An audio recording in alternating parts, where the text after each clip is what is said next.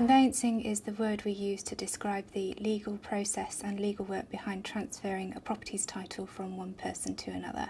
But it can also involve granting of a mortgage or a remortgage and various other aspects of transferring and dealing with property.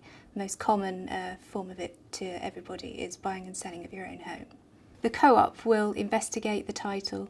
They will request all the required searches for someone who's looking at buying a property to see what's going to affect how they own it.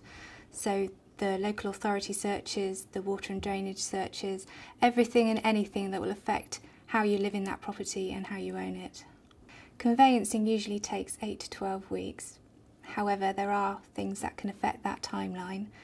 If, for example, you're in a long chain, so there's a lot of buyers and sellers in that chain, everybody's got to get all their ducks in a row, if you like, in order to get to that completion date, and that does take some time to work out and bring together.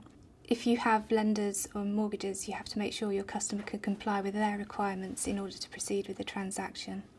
If it's a short chain, so if you've only got one buyer and one seller, it's a cash buyer, and there's no lenders or mortgages involved, then that could move pretty quickly.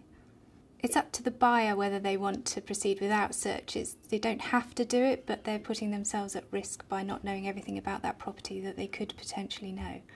So you could refuse to issue a request for searches, have the cash ready, and it would move pretty quickly, provided the seller can leave the property quickly.